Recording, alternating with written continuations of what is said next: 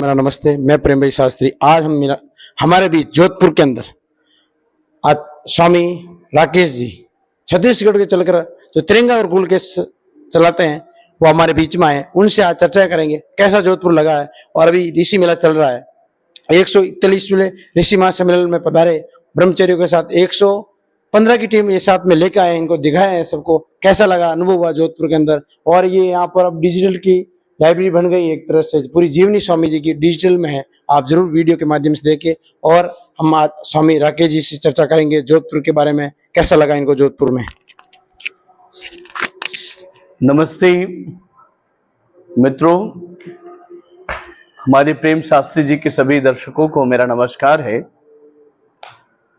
जोधपुर नगर मेरे लिए पुराना नहीं है, ये वो जोधपुर की धरती है जिसने मुझे बहुत स्नेह दिया, मुझे बहुत प्रेम दिया है। और आज मैं ये कहूं कि पूज्य स्वामी जी के बाद किसी नगर के आर्यजनों ने मेरा सबसे ज्यादा सहयोग किया है, मुझे बढ़ने में, गुरुकुल के संचालन में, मंच प्रदान करने में और एक परिवार की भांति मुझे संभालने में। तो मुझे इस बात पर कोई संकोच नहीं है कहने में कि वो जोधपुर की ये पावन पवित्र धरती है, यह स्मृति भवन न्यास के सभी सदस्यों का देन है। जैसा कि भाई प्रेम जी ने मुझे पूछा कि आपको जोधपुर कैसा लगा, तो जोधपुर तो अपने आप में सूर, वीर और न जाने अंग्रेजों से, मुगलों से और अनेक आतताइयों से लोहा लेने वाला यह महान मेवाड़ी राजपूतों का नगर है।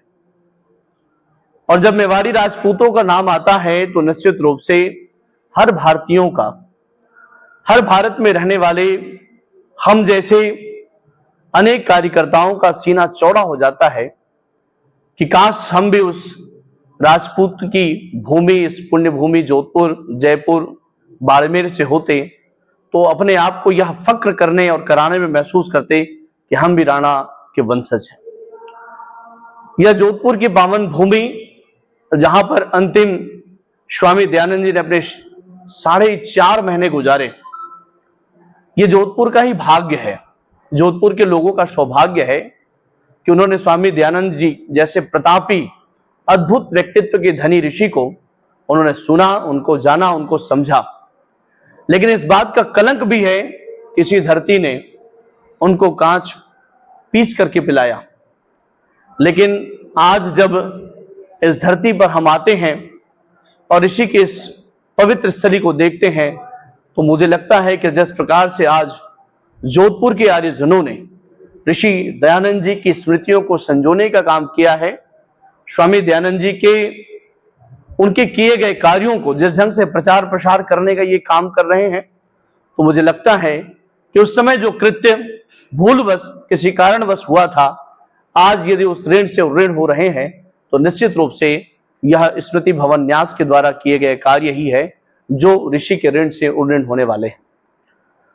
मैं आप सबको बताना चाहूंगा कि आज मुझे लगभग 10 साल हो गए इस जगह पर आते हुए, लेकिन इन 10 वर्षों में मैंने हर वर्ष इस जगह को बदलते देखा है, हर वर्ष इस जगह का कायाकल्प होते देखा है और हर वर्ष अनेकों लोग यहां से जुड़ते हुए देखा है। ये दिव्य सत्संग भवन, ये सुंदर यज्ञशाला, ये स्वामी दयानंद जी जिस पावन पवित्र घर पर ठहरे थे, उस घर का इतना सुंदरीकरण करना, ऋषि दयानंद के चित्रों को, उनके पत्रों को, उनके संदेशों को इस जगह पर स्मृति बना करके संजोना, निश्चित रूप से सम्माननीय आर्य किशन लाल गहलोत जी और उनकी पूरी टीम का ही ये कार्य है। मैं बहुत बहुत धन्यवाद करता हूं माननीय आर्य किशन लाल गहलोत जी का, आदरणीय रामेश्वर जसमतिया जी का और हमारे यहाँ के भामाशाह आदरणीय जयसिंह पाडली जी का। उनके साथ काम करने वाले अनेक लोग हैं, मैं सबका नाम जानता हूं, लेकिन आप सबको लंबी वीडियो ये संदेश न देता हूं। इतना ही कहूंगा कि आज यदि ऋषि के ऋण से हम सब ऋण हो रहे हैं तो निश्चित रूप से यहाँ की जो स्मृतियां हैं, यहाँ का जो ये दिव्य भव्य उनकी स्मृतियों का संजोने का जो काम हो रहा है, हम शायद इससे ऋषि के ऋण से थोड़ा बहुत ऑनर्ड हो सकते हैं। तो मैं सभी आर्यजनों से निवेदन करूंगा कि आप सब एक बार जरूर इस जोधपुर की पावन पवित्र भूमि पर आए और इस जोधपुर की पावन पवित्र भूमि पर आकर के केवल मेहरानगढ़ के किले ही ना घूमे, केवल उम्मेद भवन पैलेस ही ना घूमे, केवल आप मंडोर जाकर के मंडोर गार्डन ही ना घूमे, आप उस ऋषि के पावन पवित्र भूमि पर भी आए। ऐसा हर सनातनी आए और देखे जिसने कहा था कि आओ वेदों की ओर लौट चले, बैक टू वेदास। जिस व्यक्ति ने कहा था कि अंग्रेजों भारत छोड़ो, जिस व्यक्ति ने 19वीं शताब्दी में स्वदेशी का आंदोलन चलाया, वह महान व्यक्ति जिसने कहा कि यथेमाम वाचम कल्याणी, सबको पढ़ने का अधिकार है, चाहे वो बेटी हो चाहे वो बेटा हो, हर कोई पढ़ सकता है। यह काम करने वाला कोई व्यक्ति था तो वो स्वामी दयानंद सरस्वती जी थे। तो मुझे ऐसा लगता है कि आप सबको यहां आना चाहिए और उनके द्वारा चलाए गए स्वदेशी के आंदोलन को, उनके द्वारा चलाए गए महिला सशक्तिकरण के आंदोलन को, उनके द्वारा चलाए गए छुआछूत के भेदभाव को मिटाने के आंदोलन को, उनके द्वारा चलाए गए गुरुकुलों की परिपाठी को, उनके द्वारा चलाए गए संस्कृत की और इस देश की रक्षा के अनेक आंदोलनों को आज भी इस भारतवर्ष को आवश्यकता है। हम सबको यहां आना चाहिए, इसकी स्मृतियों से जुड़ना चाहिए और यहां से प्रेरणा लेकर के आगे बढ़ना चाहिए। तब मुझे लगता है कि निश्चित रूप से हम भारत को भव्य बनाने की ओर आगे बढ़ेंगे, भारत को दिव्य बनाने की ओर आगे बढ़ेंगे। तो मेरा पुनः निवेदन है, जरूर आप जोधपुर आए और स्वामी दयानंद जी की स्मृतियों को अपनी स्मृति बनाने के लिए निश्चित रूप से इस स्मृति भवन का एक बार अवलोकन जरूर करें। जय ऋषि की, जय आर्य, जय आर्यवर्त। नमस्ते स्वामी। नमस्ते। छत्तीसगढ़ से बुला रहे हैं। नमस्ते जी। हमारे बीच में दिलीप जी पांडे जी पढ़ाए बता रहे हैं, जो राकेश स्वामी राकेश जी के साथ कैसा लगा जी जोधपुर आपको? जोधपुर आकर के विशेष रूप से स्वामी दयानंद जी, सरस्वती महर्षि दयानंद जी के भूमि पर आकर के आर्य समाज द्वारा किए जा रहे सनातन धर्म के सतत उत्थान के प्रयास को निकट से जानने का अवसर मिला।